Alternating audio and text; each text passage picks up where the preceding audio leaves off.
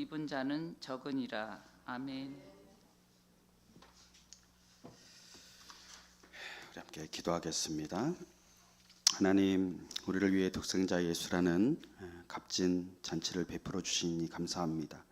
사순절의 여정 속에서 저희를 구원의 잔치로 불러주셔서 우리로 하여금 택함을 입을 수 있도록 또한 인도하여 주시니 감사합니다. 세상의 분주한 일상과 자그이라는 낡은 옷에 매여 주님의 간절한 초대를 외면했던 저희의 완악함을 용서하여 주시고, 이 시간 세상의 자랑과 교만의 옷을 벗고 오직 주님이 예비하신 보혈의 예복으로 갈아입을 수 있도록 하나님 우리에게 은혜를 내려 주시옵소서. 예배의 자리를 지키는 저희가 청함받은 자를 넘어 택함받은 자의 기쁨을 누리게 하시고, 우리의 삶의 현장에서 그 은혜를 증거하는 종의 사명을 감당하도록 하나님 인도하여 주시옵소서. 우리의 모든 예배를 통하여 주님 홀로 영광 받아 주시길 원하며 감사드리옵고 예수 그리스도의 이름으로 기도드렸습니다. 아멘. 오늘은 마태복음 22장의 말씀을 통해서 우리가 사순절 말씀 가운데 예복의 영성이라는 주제로 함께 하나님의 말씀을 나누겠습니다. 저는 요 2주 동안 참 분주한 시간들을 보냈습니다. 이제 우리 성도님들의 가정과 또 기업을 방문하며 또 함께 예배를 드리고 또 기도하는 시간들을 가졌는데, 그 과정 속에서 이제 우리 성도님들을 방문하며 작은 선물을 준비하기 위해서 꽃집을 방문했어요. 꽃집을 방문하니까 요즘에 꽃이 왜 이렇게 이쁜지 정말 사러 간 꽃은 있는데 사장님이 계속 이 꽃 저 꽃 이렇게 보여주면서 저한테 이것도 한번 가져가면 좋을 것 같다고 이러면서 이제 호객행위를 하시는데, 제가 그거에 넘어가지가 않죠. 그래서 저는 요것만 사겠습니다. 딱 이제 구입을 하고 이제 가는데, 마침 그 옆에 이제 어떤 아주머니가 오셔서 뭐 하시는 분이세요? 그 사장님이 목사님이세요. 그래서 목사님이 웬 꽃을 이렇게 많이 사가세요? 저희 성도님들을 신방이 있는데 선물로 드리려고요. 그랬더니 제가 여지껏 목사님들 많이 봤는데 꽃을 사가는 목사님은 처음 뵀대요. 그러면서 정말 성도님들이 좋겠다, 꽃을 선물하고 그러는 거예요. 그래서 사장님은 뭐 하시는 분이세요? 그랬더니 저는 절 다녀요 그러시더라고요.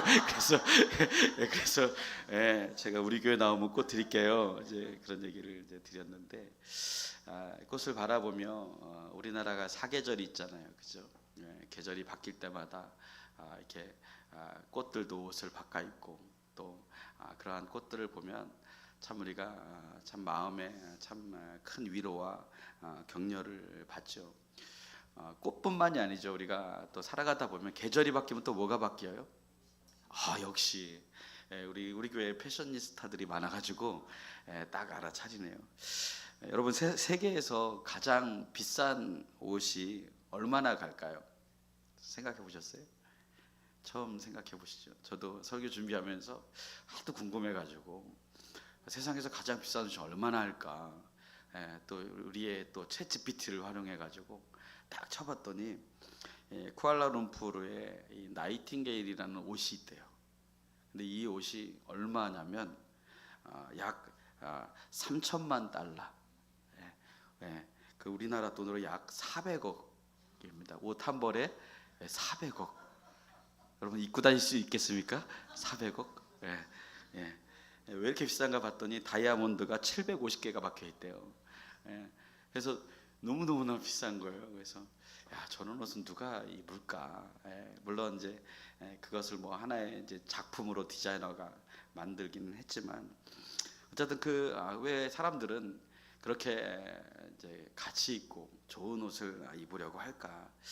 오늘날 우리에게 옷은 개성의 표현이고 또 나를 드러내는 그런 정체성과도 같잖아요. 그래서 과거의 옷은 단순히 우리의 몸을 보호하는 그런 보호의 차원들이 많이 있었지만, 오늘날의 옷은 내가 누구인지, 그리고 내가 어떤 가치관을 가지고 살아가는지, 그런 것들을 보여주는 수단일 때가 참 많이 있습니다. 그래서 군복을 입은 사람이면 우리가 딱 보고 군인이구나. 또 교복을 입고 있으면 학생이구나. 또 야구복을 입고 있으면 야구 선수구나. 우리는 그 사람이 입는 옷을 통해서 그 사람의 정체성을 금방 확인할 수 있죠. 그리고 또 옷은 사회적인 어떤 지위나 신분들을 보여주기도 합니다. 그래서 많은 사람들이 돈을 벌면 명품으로 치장을 하고 좀 고급진 옷들을 입고 다니죠. 저는 아직 그런 눈은 없는데 또 옷을 좋아하는 분들은 딱 보면 아시더라고요. 이게 무슨 옷인지 딱 아시더라고요. 그래서 옷은 때로는 이처럼 사회적인 지위를 보여주기도 합니다. 가끔 우리 교회 성도님들을 보면 참 옷을 잘 입으세요. 옷을 입으시면 한 10살은 낮아 보이세요. 그래서 늘 감탄합니다. 어떻게 저렇게 옷을 잘 입으실 수 있을까? 어떻게 잘 입으실 수 있을까? 저는 어떻게 옷을 좀 잘 입는 것 같나요? 한 분만 대답하셨는데 위로가 됩니다. 어쨌든 아니 옷이 비싸서가 아니라 나에게 맞는, 나에게 어울리는 옷을 참 잘 입으신다라는 생각을 해요. 그래서 너무너무나 감탄이 되어지고 또 너무너무나 사람이 달라 보일 때도 있고, 그래서 저도 사고 싶은 옷이 있어서 고르려고 그러면 저 같은 몸매는 갈 수 있는 가게가 정해져 있어요. 저랑 친한 목사님들이 3분 있는데요. 우리가 똥삼이라 그래요. 그래가지고 그래서 근데요, 위로가 되는 것은 제가 최고 홀쭉해요. 그래서 갈 수 있는 메이커가 정해져 있어요. 2X라지, 3X라지 막 이렇게 입고 다니시거든요. 그래서 탑땡 이런 몰을 많이 이용해요. 거기에 가면 유일하게 입을 수 있는 옷들이 있대요. 그래서 저한테 그 목사님들이 위로 차원에서 그런지 몰라도 목사님을 보면 위로가 부럽대요. 기성복에 갈 수 있어서 부럽대요. 그래서 그래도 이 몸매로 칭찬을 받는 곳이 있구나, 이제 그런 이야기들을 하곤 합니다. 패션을 아는 사람들은 옷에 자신을 맞추더라고요. 그래서 조금만 살찌면 막 운동해서 살을 빼고 좀 더 근사한 핏을 위해서 이렇게 맛있는 음식도 이렇게 절제하고 그래요. 근데 저처럼 음식을 좋아하면 어떨까요? 몸에 옷을 맞춰요. 그러다 보면 어떻게 됩니까? 옷값이 많이 들어가요. 매년 옷을 사야 됩니다. 그래서 요즘에 결단을 해요. 계속 나도 옷에 몸을 맞출 수 있는 사람이 되어야 되겠다. 그런 작심삼일을 매일 하곤 합니다. 성경에서 옷은 인간의 상태와 하나님의 은혜를 상징합니다. 그래서 처음 인간이 벌거벗었을 때는 창피함을 몰랐습니다. 에덴 동산에서. 근데 죄를 지은 후에 수치를 덮기 위해 희생이 필요했고, 그 이후부터 이제 가죽 옷을 하나님이 입혀주시죠. 그래서 어쩌면 이 옷은 죄의 상징이에요. 그렇죠? 요셉은 어떻습니까? 특별한 사랑의 상징으로 채색 옷을 입었고요. 또 엘리사는 선지자적인 사명, 그 사명과 능력을 전수받는다라는 그런 생각을 가지고 엘리야의 겉옷을 취하게 되어지죠. 이스라엘 백성들은 큰 슬픔 가운데 빠질 때마다 베옷을 입고 자신의 죄에 대해서 슬퍼하며 하나님 앞에 무릎을 꿇습니다. 그러나 그 무엇보다도 가장 가치 있는 옷은 우리의 죄된 본성을 덮고 예수님의 오신 의로움을 덧입는 이 영적 구원의 옷을 우리가 입어야 된다는 사실입니다. 그리고 주님이 이 땅에 오실 때 우리는 이제 깨끗한 세마포 옷을 통해 승리와 순결의 상징인 그리스도의 신부로 준비되어야, 그래야 우리가 비로소 하나님 앞에 가장 가치 있는 옷을 입게 되어지는 것입니다. 그래서 오늘은 예복의 영성을 통해 우리가 다시 한번 그리스도의 은혜를 기억하며 하나님의 말씀을 나누고자 합니다. 우리는 지금은 사순절 기간을 보내고 있죠. 사순절은 우리를 위해 십자가를 지신 예수 그리스도의 고난을 묵상하고 부활의 아침을 준비하는 절기입니다. 그 어느 때보다도 자신을 돌아봐야 하고요. 또 생활을 절제할 수 있어야 하고 신앙적으로 말씀과 기도에 더욱더 집중해야 할 때입니다. 또한 이웃을 향한 사랑의 실천 속에서 우리가 그 구원의 의미를 다시 한번 기억하며 하나님 앞에 은혜를 구하는 시간으로 보내게 되어지는 것이죠. 그래서 우리는 이 사순절을 예수님의 구원의 여정을 살펴보며 이제 예루살렘으로 향하시는 그 예수님의 발걸음을 따라 우리가 함께 말씀을 나누고자 합니다. 오늘 본문의 배경은 주님이 나귀를 타고 입성하신 직후입니다. 사람들은 겉옷을 펴고 호산나를 외치며 예수님을 맞이했습니다. 호산나 호산나 우리를 구원하소서 외치며 예수님을 환영했습니다. 이것은 지축을 흔들리는 함성과도 같았습니다. 그러나 실상은 얼마나 우스꽝스러운 모습인지 모릅니다. 만왕의 왕께서 화려한 병거가 아니라 정말 아이들이 타는 세발 자전거와 같은 그러한 어린 나귀를 타고 예루살렘에 입성하셨기 때문에 그렇습니다.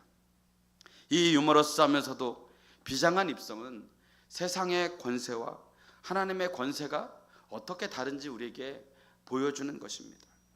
예수님께서는 성전 안에서 매매하는 모든 사람들을 내쫓으시고 일반 화폐를 성전 화폐로 바꾸면서 그것으로 자신의 폭리를 취하는 그러한 사람들과 그들의 상과 비둘기를 엎으시고 그들을 쫓아내십니다. 그리고 유대 종교 지도자들의 실상을 아셨던 예수님께서 열매 없는 그 모습들을 바라보며 열매 없는 잎사귀만 무성한 무화과 나무를 저주하심으로 말미암아 형식적인 신앙이 결국에는 하나님 앞에 저주받을 수밖에 없는 심판의 대상임을 우리에게 알려주는 그러한 모습들로 말씀을 하고 계셨다라는 사실이죠. 이에 당황한 종교 지도자들이 예수님께 묻는 것입니다. 당신이 무슨 권세로 이런 일들을 우리에게 행하느냐라고 따져 묻는 것입니다. 이때 주님이 세 가지의 비유로 말씀을 하십니다.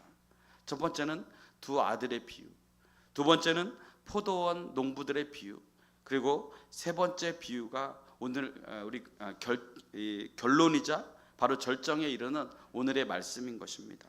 바로 혼인잔치의 비유이죠. 성경에서 하나님 나라는 종종 잔치로 비유되어집니다. 고대 유대 사회에서 잔치는 단순히 먹고 즐기는 그런 자리가 아니라 공동체의 기쁨을 극대화시키는 그러한 하나님의 앞에 굉장히 축복된 자리이죠. 오늘 본문에서 임금은 아들의 혼인을 위해서 최고의 잔치를 베풀도록 하십니다.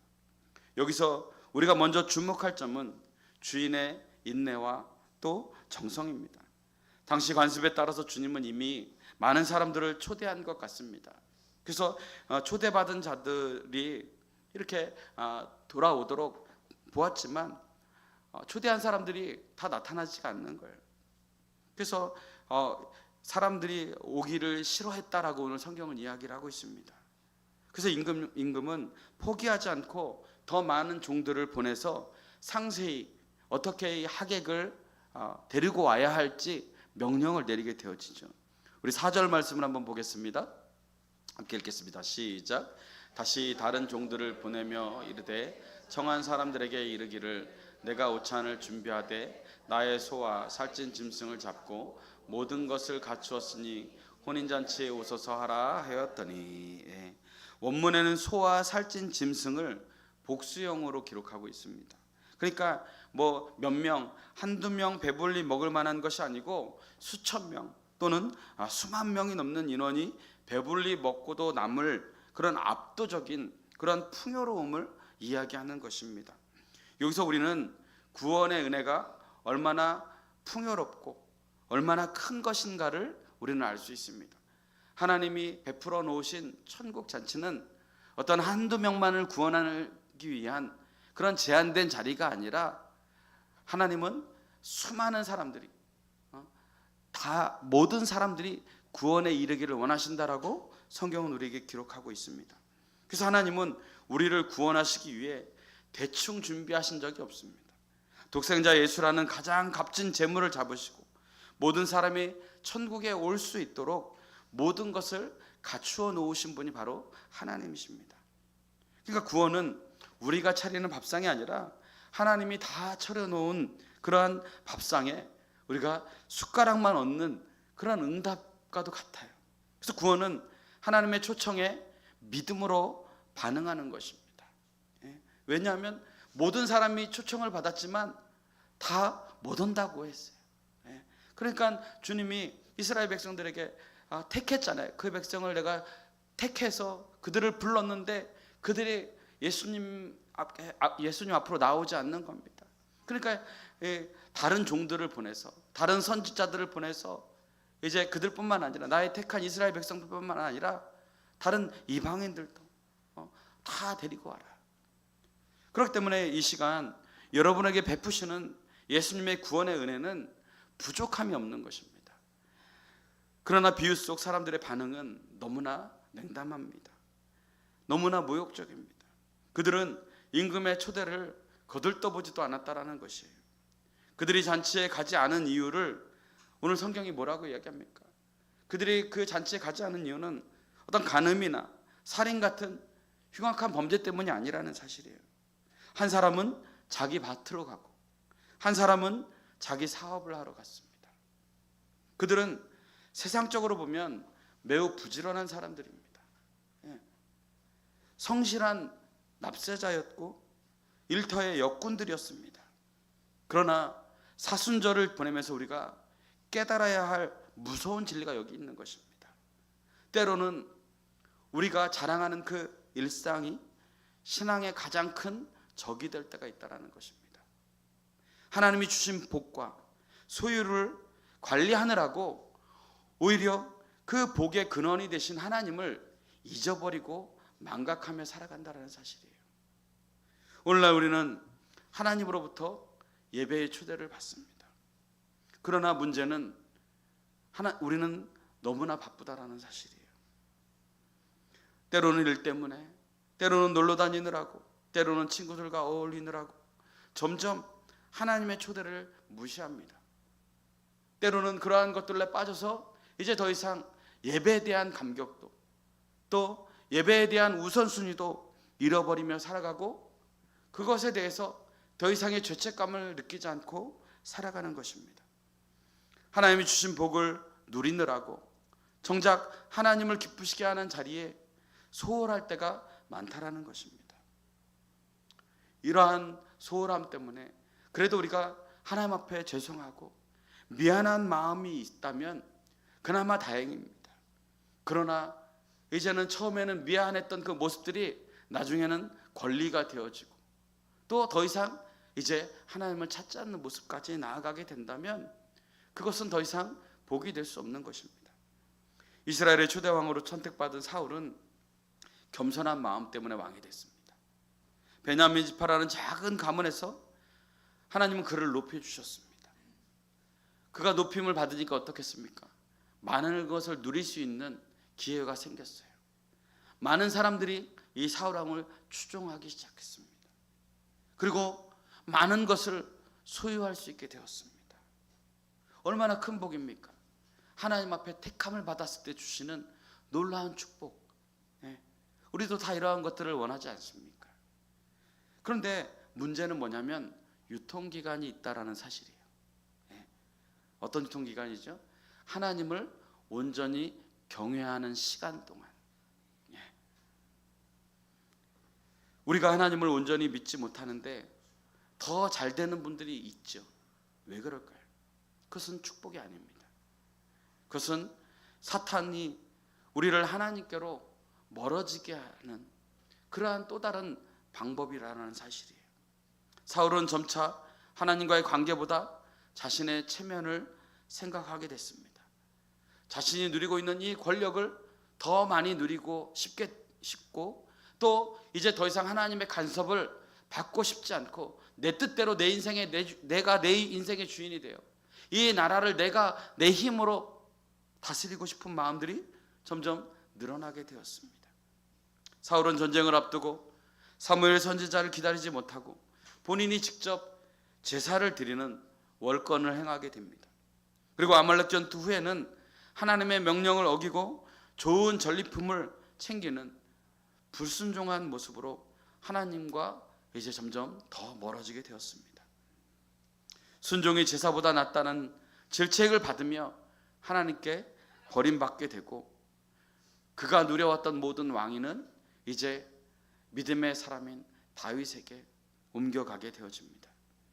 여러분, 예배는 내 편의와 타이밍에 맞추는 것이 아니라 하나님의 질서에 순응하는 것입니다. 내 의지를 하나님께 맞추는 것이 바로 순종인 것이에요.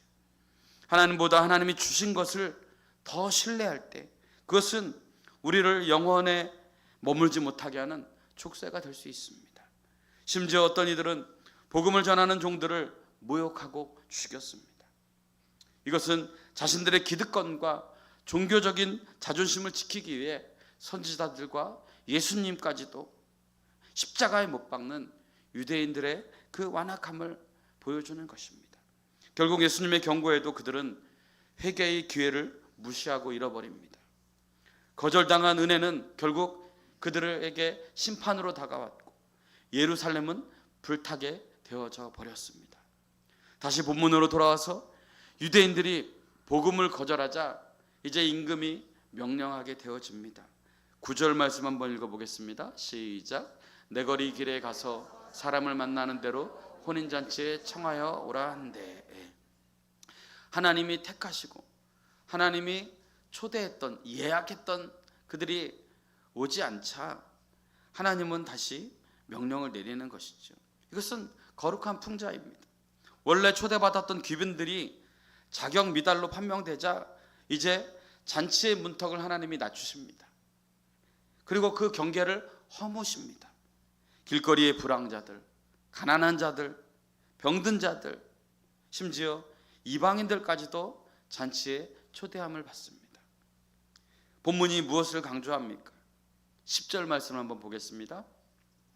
시작. 종들이 길에 나가 악한 자나 선한 자나 만나는 대로 모두 데려오니 혼인잔치에 손님들이 가득한지라.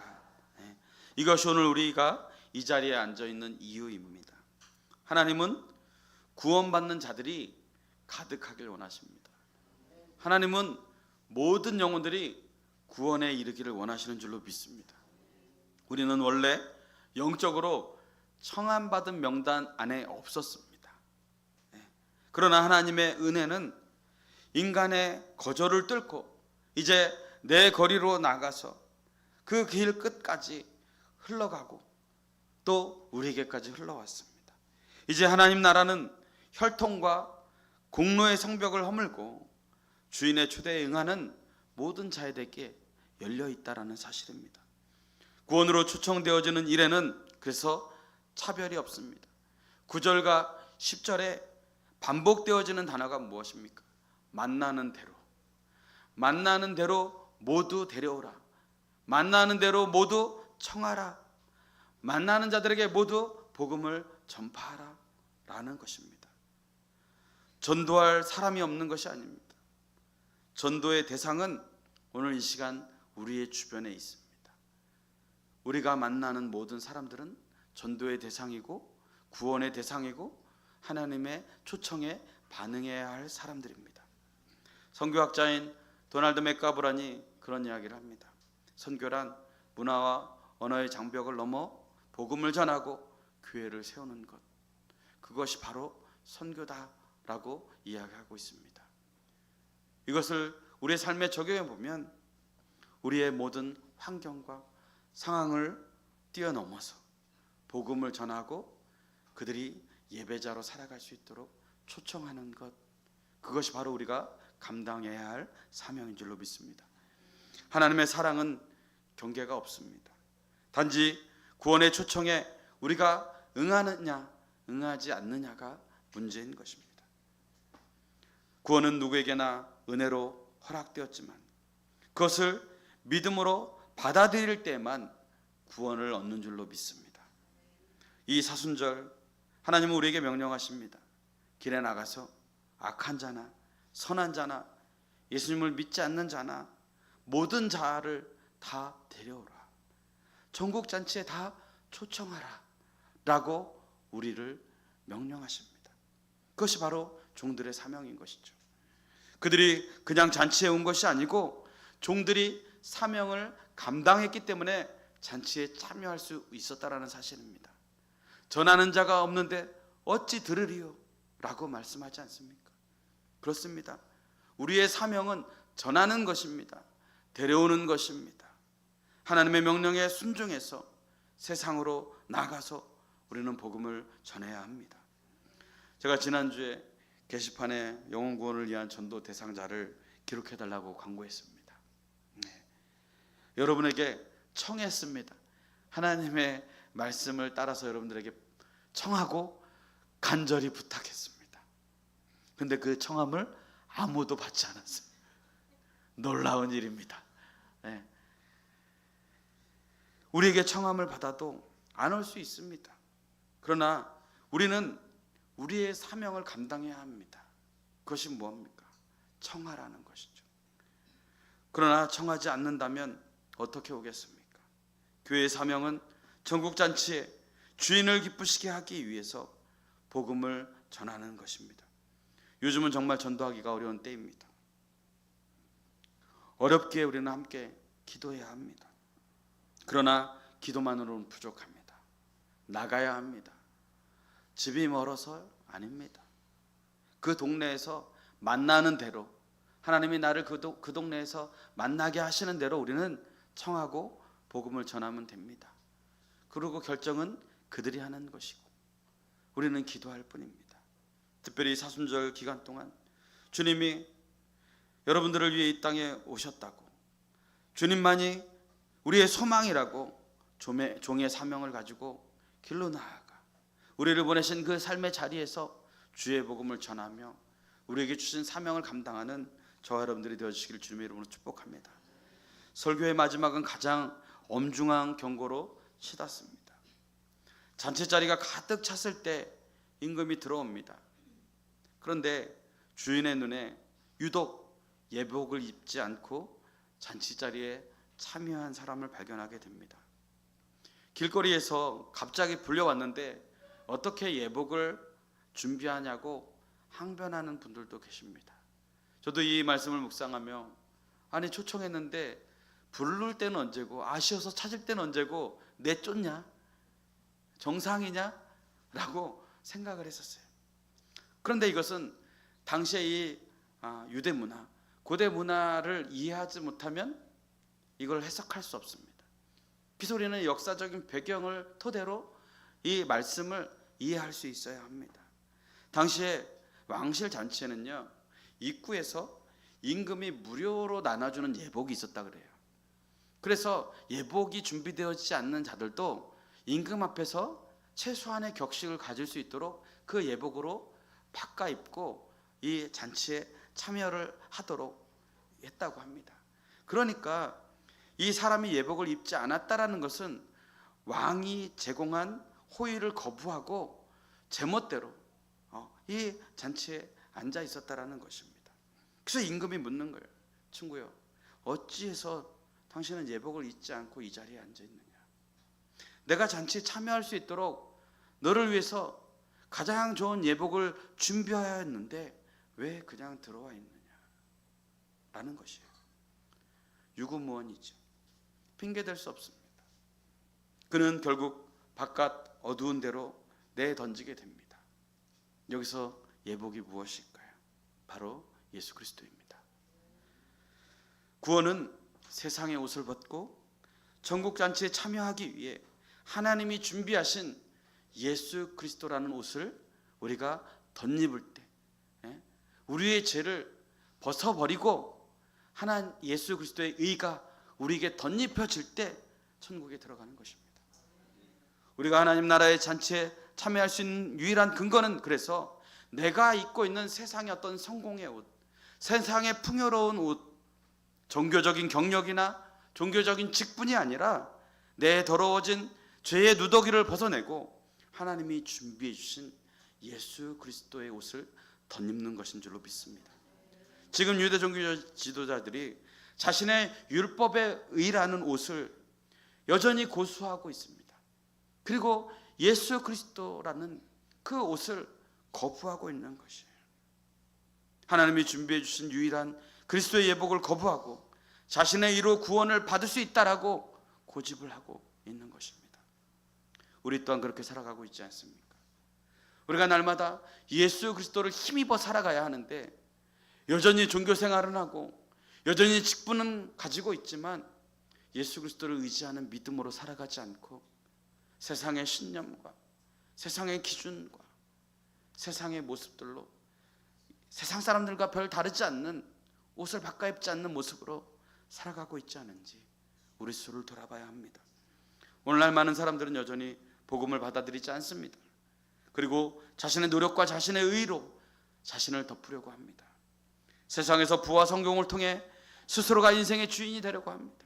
그러나 우리가 구원받고 천국잔치에 들어갈 수 있는 유일한 옷은 바로 그리스도의 보혈의 옷입니다. 이 땅에서 아무리 잘 살아도 심판을 바꿀 수 없습니다. 여러분은 그리스도 예수의 옷으로 덧입고 있습니까? 여러분의 삶의 기준과 방향이 하나님의 나라에 맞춰져 있습니까? 이 사순절 우리를 위해 이 땅에 오신 주님의 사랑과 은혜의 그 삶이 내 삶 가운데 있는지 우리 스스로를 점검하기를 주님의 이름으로 축복합니다. 우리 갈라디아서 2장 16절 말씀을 한번 읽어보도록 하겠습니다. 시작. 사람이 의롭게 되는 것은 율법의 행위로 말미암음이 아니요 오직 예수 그리스도를 믿음으로 말미암는 줄 알므로 우리도 그리스도 예수를 믿나니 이는 우리가 율법의 행위로서가 아니고 그리스도를 믿음으로써 의롭다함을 얻으려 함이라. 율법의 행위로서는 의롭다함을 얻을 육체가 없느니라. 아멘. 그리스도를 믿음으로 의롭다함을 입는 그리스도의 의의 옷을 입어야만 우리는 다 구원을 받는 줄로 믿습니다. 우리의 어떤 행위도 우리를 구원할 만큼 의롭지 못합니다. 오직 그리스도를 믿음으로 말미암아 의롭게 되어짐을 믿고 날마다 믿음으로 승리하며 나가는 저 여러분들이 되어주기를 주님의 이름으로 축복합니다. 결론입니다. 사순절은 우리가 입고 있는 옷을 점검하는 시간입니다. 홍연아, 지금 내가 돌이켜보니까 어떤 옷을 입고 있는지, 나는 과연 그리스도의 의를 덧입고 살아가고 있는지 우리 스스로를 점검했으면 좋겠습니다. 우리는 하나님의 초대를 일상의 분주함 때문에 무시하고 있지 않은지, 우리의 우선순위가 바뀌어 있지 않은지, 혹은 하나님 나라 잔치에 참여하면서도 여전히 나의 의라는 더러운 옷을 고집하며 앉아 있지는 않은지 우리 스스로를 돌아봐야 합니다. 그래서 청함을 받은 자는 많되 택함을 입은 자는 적다라고 하신 그 하나님의 말씀이 우리의 생각 가운데 우리의 마음판에 되새기기를 주님의 이름으로 축복합니다. 청함은 모든 인류에게 주어졌습니다. 모든 사람에게 구원의 은혜는 주어졌습니다. 그러나 그 초대의 무게를 알고 왕이 주신 예복인 그리스도를 나의 구주로 영접함으로 말미암아 그리스도의 옷을 입는 자는 그리 많지 않는 것 같습니다. 사랑하는 성도 여러분, 이번 한 주간 우리의 힘과 노력을 의지하던 교만의 옷을 벗어버립시다. 오직 예수 그리스도로 옷 입고 우리의 삶의 현장에서 하나님이 베푸신 그 은혜의 잔치를 미리 맛보면서 택함 받은 하나님의 백성으로서 하나님이 주신 참된 자유와 평안을 누리며 살아가는 저 여러분들이 되어주시기를 주님의 이름으로 축복합니다. 기도하겠습니다. 주님, 모든 것이 갖추어진 구원의 잔치에 저희를 불러주시니 감사합니다. 세상의 분주함에 눈이 멀어서 영원한 기쁨을 놓치고 살아가고 있지 않은지 우리의 삶을 돌이켜볼 수 있도록 인도하여 주옵소서. 나의 의로움을 자랑하던 더러운 옷을 벗고 오직 예수 그리스도의 보혈로 씻긴 예복만을 입기 원합니다. 사순절 기간 십자가의 은혜 안에 거하며 잔치의 기쁨을 누리는 주님의 귀한 택한 백성이 될 수 있도록 주님 역사하여 주옵소서. 모든 것 감사드리옵고 예수 그리스도의 이름으로 기도드렸습니다.